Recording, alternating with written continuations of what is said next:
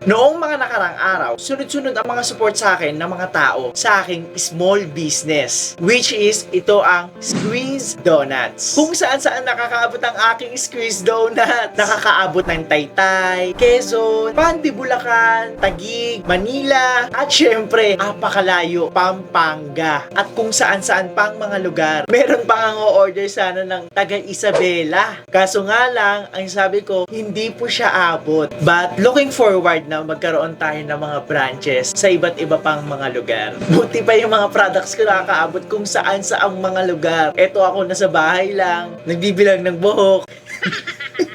May lang. Gusto ko lang magpasalamat guys na maraming salamat sa inyo dahil hindi ko akalain na ganun kadami ang susuporta sa aking small business. Oops! Wait, pero bago tayo magsimula sa ating topic, hello guys! It's me, Jeko again, and muling nagbabalik.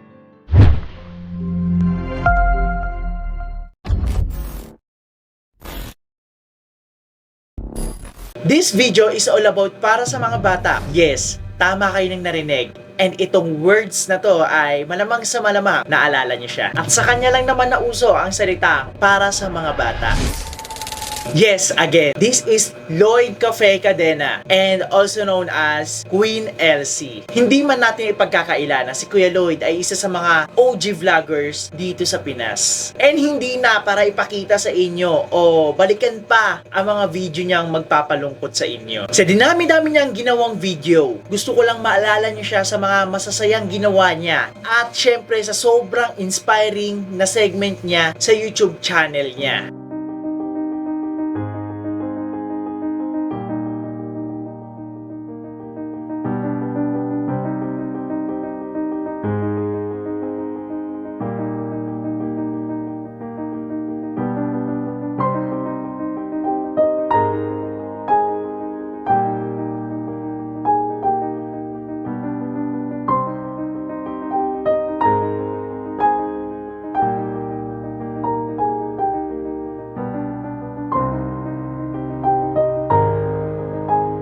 Grabe, hindi naman natin ipagkakaila na maraming napasaya si Kuya Lloyd sa Pinas. At marami rin siyang nabigay na inspirasyon na istorya sa mga taong nanonood sa kanya. But to make story short guys, na hindi na para malungkot pa tayo dahil alam rin naman nating lahat na nasa masayang tahanan na si Kuya Lloyd. Okay, gusto ko lang i-share sa inyo guys na merong blessing na tao ang nag-order sa ating Squeeze Donuts. Although lahat naman guys na nag-order ay blessing para sa akin. But this customer is so much, grabe, blessing siya for me and para sa mga bata. Dahil nag-order siya sa akin ng 20 box of 12 pieces. And ang gusto niya ay ibahagi ko daw to para sa mga bata. Itatago ko na lang siya sa pangalang Ate Angel. Sobrang natuwa ko yung nabasa ko yung chat niya na, pero makikisuyo ako sa'yo na ibigay mo sa 20 na bata na alam mong di masyado nakakakain ng donuts. natuwa ako dahil one of my dream guys. And lahat rin naman tayo ay gustong tumulong sa mga taong nangangailangan. Masingit ko lang guys, actually matagal ko na tong plano. And sa soft launching na luto ni Baby, which is ito yung online paluto ni Mama, ay mamamahagi kami ng mga pagkain para sa mga taong hindi nakakain ng maayos. But grabe, pinagdarasal ko lang to na Lord, bigyan mo ko ng signal para magawa ko tong plano na to. And this is it guys, God is exists in the universe. Ngayon, magagawa ko na dahil merong ginawa si Lord na instrumento para magawa ko tong plano na to. And bago tayo magsimula, thank you Ate Angel for making this possible.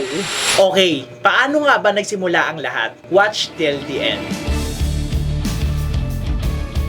Sa buong araw na paggawa ko ng mini donuts ay nagpahinga na ako dahil tapos na ako sa mga gawain ko at syempre wala na ring order. Bago kasi ako magpahinga guys or bago matulog, nag-iisip ako ng mga ikaka-improve pa ng aking small business, which is dun sa Squeeze Donuts. Sa mga oras na yun, tumunog ang aking cellphone dahil merong notification sa Facebook page ni Squeeze Donuts. Pagkatingin ko, dun ko nakita ang message ni Ate Angel at nagtanong kung how much ang isang box, Jeko. Agad ko namang nireplyan si Ate Angel. After ko replyan, tumunog ulit ang notification bell. Yes guys, sobra akong natuwa dito dahil sa nabasa ko sa reply ni Ate Angel. Sige, order ako. 20 noon, tag 185 pesos. Pero makikisuyo ako sa iyo na ibigay mo sa 20 na bata na alam mo hindi masyado nakakakain ng donuts. Assorted na lang ang flavor. Yung magugustuhan ng mga bata. Grabe yung tuwa ko dito, hindi ko talaga maipinta guys. Dahil nga, gaya ng sabi ko kanina, one of my dream na makapagbigay sa mga taong nangangailangan. And sa inspirasyon ko, maniwala man kayo sa hindi, ay si Kuya Lloyd. Dahil nakasanayan naming sumama sa kanya tuwing may charity siya. Nang mabasa ko yun, agad naman ako nag-reply. Wow! Grabe pong blessing po ito. Big help po ito para sa mga bata. Bukod sa akin, isa to sa mga dream ko. Na makuha ko na ang padala ni Ate Angel, ay agad naman akong bumili ng mga stocks para hindi na ako magalgal or magkaroon pa ng problema kung kulangin man ako sa aking mga gagamitin. So guys, dito ay bumili na ako ng isang box and first time to. At ayun, dito na ako kumukuha rin ng mga gagamitin ko noong mga araw na yon dahil ayun, wala na rin akong stock eh. So dito na rin ako nakuha kaya nabawasan na yan. Kung natatanong nyo guys kung bakit ito yung binili ko, actually guys, bago ako magsimula, 1 kilo talaga ang binibili ko. And ang presyo nyon ay nasa 135 atang isa or 130. Paiba-iba kasi siya eh. Sa marketplace ko siya binibili. And one day, nagtry ako sa Pure Gold dahil emergency, nawalan ako ng stock, naubusan ako ng panggawa ng dough. Pinatakbo ko yung kapatid ko dun sa Pure Gold. And syempre, nagulat ako sa presyo. 58.9 lang ata yung presyo nyon ng isa. 500 grams naman yun. So, 58.9 tinimes ko siya sa 2. Tinimes ko siya sa 2 dahil nga 500 grams siya. So, equivalent 1 kilo yon. And ang kinalabasan dun guys ay 117 lang. So, nakatipid ako ng 12 pesos. Bale, sa Pure Gold na ako palaging nabili. But soon guys, hindi na ito yung gagamitin ko dahil magdi-DIY na ako para sarili ko ring panlasa at magustuhan nyo yung sarili kong gawa. Wait guys, syempre hindi ko naman nahayaan na si Ate Angel lang ang may contribution ng lahat. Bale, dahil nga first time lang ito and inuulit ko ulit sa inyo, this is one of my dream itong mangyayari. Dito ay sinabihan ko na si Ate Angel na dadagdagan ko ang order niya from 20 pieces na box to 50 pieces and sasamahan ko na rin siya ng panulak. Kaya dito naman ay bumili na ako ng mga inumin para naman may kapartner ang ating mini donuts. Nang mabili ko na ang mga kailangan, dito ay nag-isip na ako kung paano yung magiging flow ng video na ito. Sa mga hindi nakakaalam guys and sa mga nagtatanong at sa mga grabe magbigay sa akin ng mga good comment dyan, lahat talaga ng content ko is planado talaga and ninonotes ko talaga siya. Ayan, makikita nyo dyan, ang dami kong notes dyan kung paano ko yung magiging flow guys. Ayan o, ayan o. At syempre, hindi naman ito mangyayari and hindi rin ito magiging posible kung wala tayong paunlak kay Teacher Fe. So guys, si Teacher Fe, ayun yung nag-guide kay Kuya Lloyd, which is teacher rin namin and teacher din ni Kuya Lloyd. So, siya yung nag-guide kay Kuya Lloyd yung namigay siya sa Kids Under the Bridge. Dito ay minessage ko na si Teacher Fe para humingi na rin ng tulong. And syempre, kwento ko na rin kung ano yung magiging plano. Nang pumayag na si Teacher Fe, dito naman ay kinausap ko ang mga pwede kong makasama sa plano na to. Dito ay kinausap ko na si Mama at ang pinsan ko. At after ko makausap sila ay pumayag naman sila na tulungan ako sa mangyayari. Hello guys and good morning. Hey, what's up guys? This is Sit Pansit and the time has come. So ayan guys, na-ready na natin ang mga dapat i-ready. Actually alas 4 ako nandito para i-ready yung dapat i-ready dahil maaga tayo today. And anong oras na? 6 na and wala pa tayo nasisimulan. 2 hours ago na lang pero alam kong kaya natin to. So ayan guys, I'm with my cousin. Mamaya papakita ko siya kung sino yun. So, I'm with my cousin and we make 100 donuts. Ano daw? English pa kasi. Eme lang. So, ayan guys, ang gagawa kami ng aking pinsa ng hundreds of mini donuts dahil si Mama ay puyat at ayun, nagpapahinga. Mamaya na namin siya gisingin kapag aalis na. So, kami na muna ng cousin ko. And by the way guys, itong cousin ko ay Siya yung nag-help sa akin kapag wala siyang work. So, tinutulungan niya ako sa paggawa ng donuts lalo na pag maramihan. Ngayon, naghingi ako ng tulong sa kanya at pumayag naman siya. So, para ipakilala sa inyo, and wag na natin patagalin pa. What's up, mga ka-GB? Ano ba ito, GB? Ano ka? Good vibes. Ay, tara. Malabais ganda ka doon. Yes, malapais ganda tayo today. Fresh ka. Fresh lang tayo. Dapat fresh lang always. Pagising, pagtulog, that fresh pa din. Taray, fresh. Tapos kape-kape na lang, Kapi-kapi lang tayo. Ayan, by the way, Kaz, thank you so much dahil tinulungan mo ako sa plano na to and sa project na to dahil alam kong hindi lang to isang mangyayari. Kasi guys, nilulook forward ko na to na hindi lang isa itong mangyayari na to kundi may mga susunod pa. So, ito ang aming first charity and naway samahan nyo pa kami sa mga susunod na charity and ayun, na para patagalin pa tong video na to. Opo. So ngayon, mag-uumpisa na tayo. Pero bago tayo mag-uumpisa, Kas, papakitaan natin sila ng transition. Kasi marami marami nagtatalak sa akin na wala daw akong PPE. So, wala po akong proper sanitation. So ngayon, naghanda kami para na maipakita sa inyo. But, disclaimer guys, hindi pa rin kami mag-gloves. Bagkus, magugas po kami ng kamay at malinis po ang aming kamay. Ayan, dahil mahirap talaga pag nag-gloves. Meron naman akong biniling gloves dito pero hindi na para pag-practicean namin ngayon dahil madaming orders and naghabol kami sa time. So, ayun. Bagot na yung minsan ko. So, tatalon lang tayo, Kas. And kung paano yung postura mo, ganun pa rin, ha? Yes, yes. So, ngayon guys, mahiwagang kasuotan. And 3, 2, 1. Woo! Nakita niyo yun?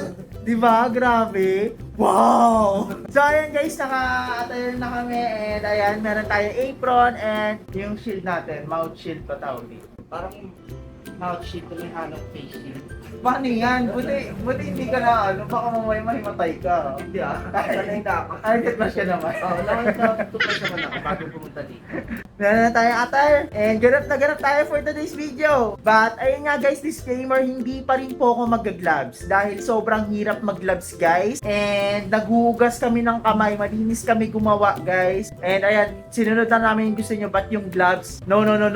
Maraming gumagawa ng mga pastry, hindi naka-gloves, and hindi ko sila ginagaya. But meron kasi talaga kaming ginagawa na pagdidip and mahirap. So ayan Victor, ikaw ay nakatoka dito sa ating pagdidip. By the way guys, ito na yung pwesto natin, ay yung mga chocolates. And dito naman sa area na to ay yung mga pancake. Ayan, meron na tayong nagawa kasi para mabilis na lang gawa ng gawa. So Victor, ikaw ang dito magdidip and ako sa may pancake. Tutulungan pa rin naman kita. Yes, sige. So, and ito yung mga nabili nating sesto at ayun yung mga gamit natin at ayun yung iba pa. So, mga magtatanong kung bakit dito ako nakapwesto dahil marami po ang orders. Dito po talaga ako nakapwesto pag maraming orders and ayun, maraming mga gagawin. Dito ako nakapwesto kasi sa bahay masikip na. So, dito mas malawak ang namin. Ayan, sarado rin kasi si Mama for today's video. So guys, daming talak. Umpisa mo na. Let's go!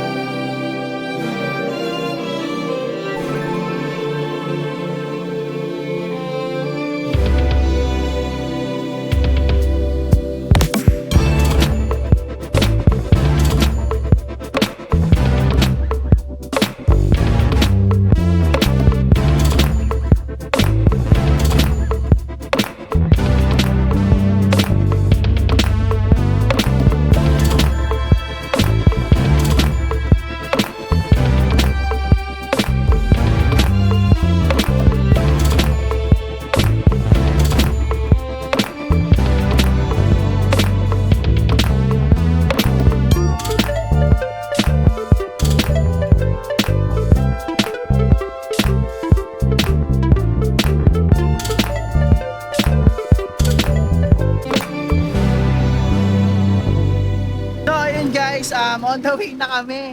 Pasensya na po, teacher. Medyo late lang dahil ang dami na ito. First time to na gumawa ko ng 50 pieces na na box. So, pasensya na po. And ngayon malapit na rin naman po kami.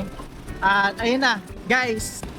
So ayun guys, bago tayo makapunta ng ilalim ng tulay dun sa La Huerta, is kakailangan natin bumiyahe ng almost 20 minutes para makapunta sa lokasyon. And ayun, naka-ready na daw yung mga bata doon. And sana, ay nako talaga, nakaka-excite na, masaya. Ikaw, ano na-feel mo? I'm so excited kasi first time ko lang din makasama sa vlog ni Jericho De Leña.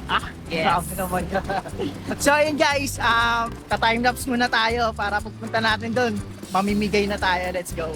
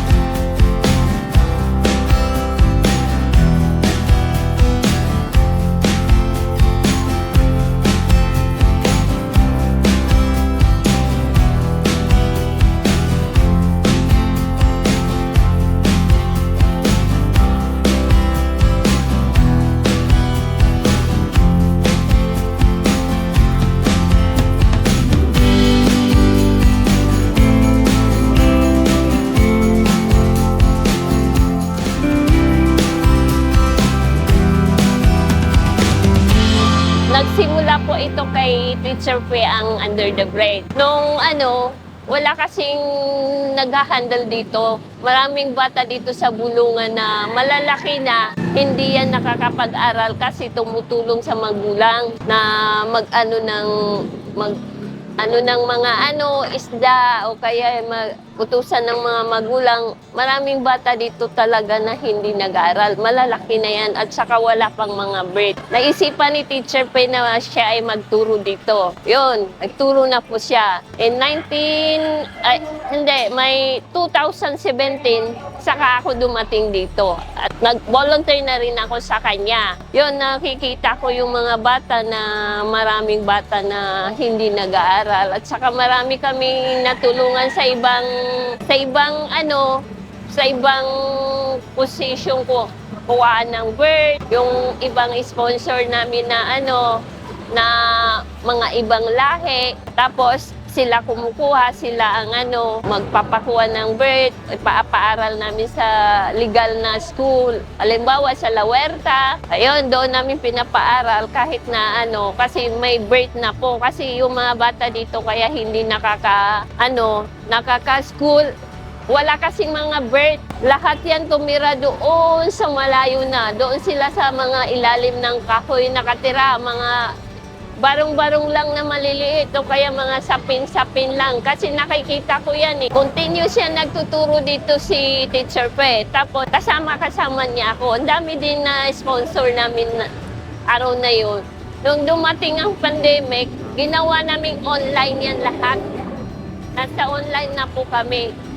Tapos yung sponsor namin, pag gusto magbigay sa online, pinip-face-to-face namin dito sa bulungan. Nagtuturo lang kami dito para matuto lang sila magsulat, magkulay. Kahit pangalan lang nila, makayanan nilang isulat kasi talagang maraming batang hindi nag-aaral. Kaya gusto ko na rin, nasanay na rin kasi ako kay Teacher Pe, paano siya magturo, at saka paano yung bata, paano magsimula. Maraming salamat po. Thank you po kay Sir Khaled, kay Gabriela, Queen, Isabel, and Luca. Maraming salamat po sa inyo. Maraming salamat. Pinapaabot po ni Teacher Pe. Maraming salamat po sa inyo. Sa susunod po, mamibigay sa kanya. Thank you po, Sir Khaled. Thank you.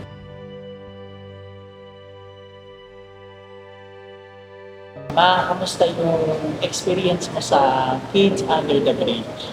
Nagulat ako. Dahil first time ko nga mamigay. Imbis na 4 kids lang ang ibibigyan. Pati malalaking tao nakisali. Mabuti na lang, kahit gano'n lang ang pinamigay, 50 pieces, at paano, naiabot pa rin sa mga batang hindi masyado nakakatikim ng mga donut. Kahit pa sabihin natin na yung iba nakakain, yung iba hindi. Pero salamat kami at napamigay namin yung ganong pirasong donut sa mga bata na gusto rin nila. Dahil mini donut nga eh. Kaya tuwan-tuwa sila sa itsura na natanggap nilang mini donut. Kasi lagi na lang nakikita nila malalaki. Iba naman kasi bilog na as in na wala naman talagang ng ano. Masaya ka ba sa nangyari? Masaya ako na may kasamang nervyos kasi nakihalubilo yung mga lalaki. Kaya sabi ko, 4 kids only, 4 kids. Hindi rin mahindian kasi kinukuha na nila yung huling-huling na ano, na ipamimigay namin. Pinaghatak na nila. Kaya ako naman, naghahanap pa ng ibang bata na hindi pa nakakaabot. Kaya, mabuti na rin, nakatanggap na rin yung ibang bata. Yun lang. Gano'ng experience na. Sana, musbong pa yung pamimigay na ginawa namin. Sana maulit. Doon pa sa ibang bata na makakain ng mini donut. Nagpapasalamat din ako sa nagbigay ng para matuloy yung aming pamimigay. Thank you sa kanya, Sean Khaled, Gabriela, Queen, Isabel, and Lucas. Salamat sa inyo. Maraming salamat. Experience ko sa Kids Under the Bridge. Am I right or am I wrong? Okay. I'm so excited na masaya kasi kahit papano nakapamahagi kami ng mini donut sa mga batang nasa ilalim ng tulay at sa yung mga batang hindi masyado nakakatikim ng mga masasarap na pagkain, kahit paano napamahagi namin yun. At kahit medyo gahol kami sa oras kanina, nagawa pa rin namin ng maayos at matagumpay yung pamibigay namin sa mga bata sa ilalim ng tulay. So, sa mga sponsor na nagbigay sa pinsan ko, maraming salamat po. Sana po hindi po kayo magsawang magbigay ng sponsor sa pinsan ko. Thank you so much po kay Sean Khaled, Gabriel, Kin, Isabel, and Lucas po. Maraming salamat po sa pagbibigay tulong sa mga batang nasa ilalim ng tulay. Yun lang po at maraming salamat and excited po ako kanina. Sobrang saya po. Nag-gutom na rin kasi siya, guys. Ayun. Kain na! Ayan, so ayan, nandito kami ngayon sa Inasal and kakain na kami dahil sobrang nakakapagod na araw and syempre ending sobrang saya naman. So, ayun, ang saya ng experience, di ba? Yes. Sagot nyo, aba, syempre po. Bilis, Aba, syempre po! ingay nyo. Hindi kasi unti pa lang tao dito sa Inasal. So, ayun, sobrang ang saya ng experience. Dati, sumasama lang ako kay Kuya Lloyd. And ngayon, ako na yung gumagawa. And grabe, sobrang sarap talaga sa pakiramdam na makakabigay ka ng blessing sa ibang tao. At makita mo yung mga ngiti nila. Di ba kanina yung mga ngiti ng mga bata? Sobrang saya. Hindi na rin sila makapagsalita kasi gutom na talaga sila. Kain. Meron kami ditong crema de leche, guys. And syempre, meron tayong halo-halo doon. At syempre, eto, inasal. So, kakain muna kami, guys. Mamaya na ako magpapaalam sa inyo. So, yun na.